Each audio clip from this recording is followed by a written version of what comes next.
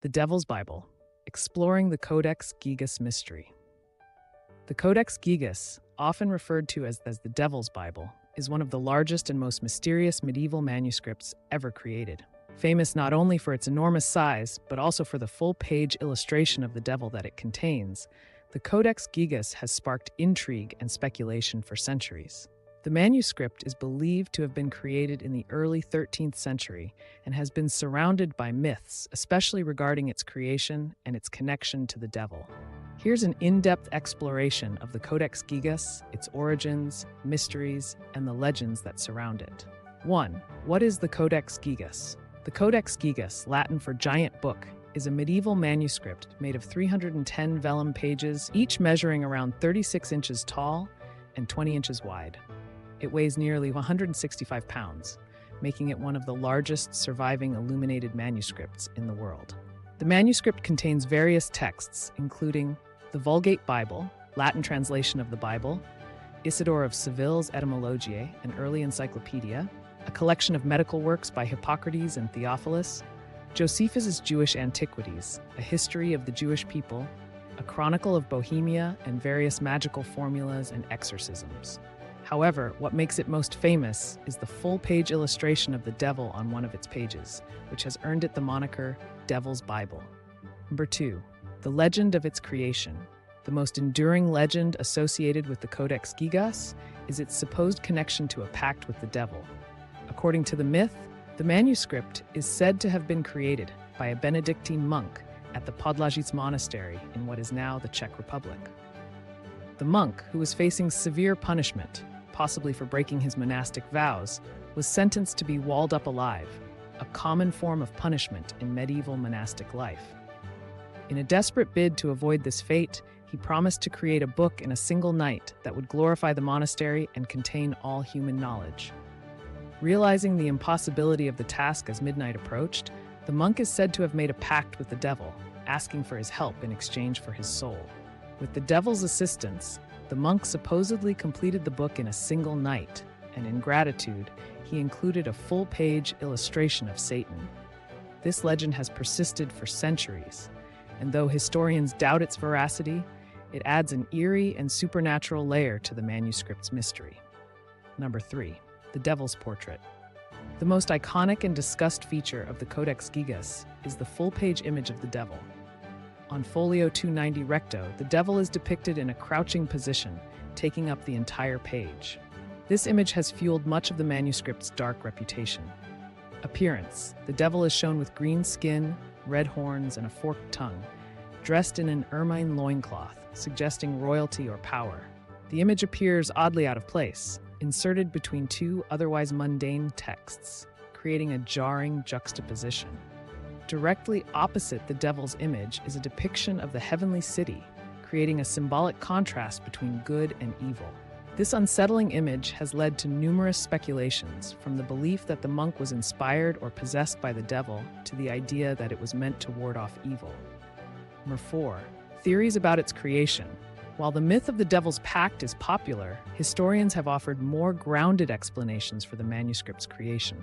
A single scribe, paleographic evidence suggests that the entire Codex Gigas was written by a single scribe. This is extraordinary considering the length, size, and complexity of the manuscript. Most medieval books were created by teams of scribes working together.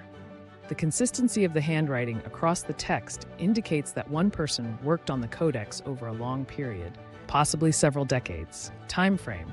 Experts believe the manuscript would have taken 20 to 30 years to complete. This means the monk would have had to dedicate a significant portion of his life to its creation. Her manuscript was likely intended to serve as a comprehensive reference book for the monastery's library, combining religious, scientific, historical, and medical knowledge in one volume. However, the inclusion of magical spells and exorcisms suggests that it may have also been seen as a book of great spiritual and magical power. Number 5. The manuscript's contents, a mixture of knowledge and magic. The contents of the Codex Gigas are unique and eclectic. Here's a breakdown of some of the key sections. The Bible.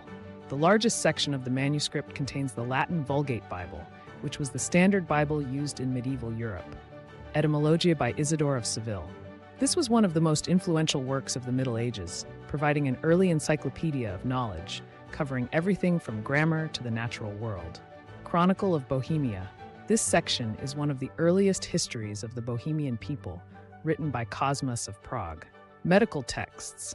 The Codex contains writings on medicine, some of which were based on ancient Greek knowledge, including works by Hippocrates and Theophilus. Magical spells and exorcisms. The manuscript includes a number of incantations and spells to protect against evil, including formulas for exorcism and prayers to ward off illness and misfortune. The blend of religious and scientific knowledge with esoteric magic adds to the manuscript's mysterious allure. 6. The manuscript's journey and ownership. The Codex Gigas has had a long and eventful history, moving through different hands and enduring numerous crises. Podlajica Monastery.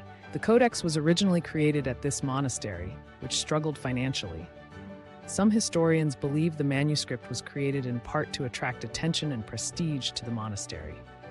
Holy Roman Emperor Rudolf II. The Codex eventually found its way to Prague, where it became part of the collection of Emperor Rudolf II in the 16th century.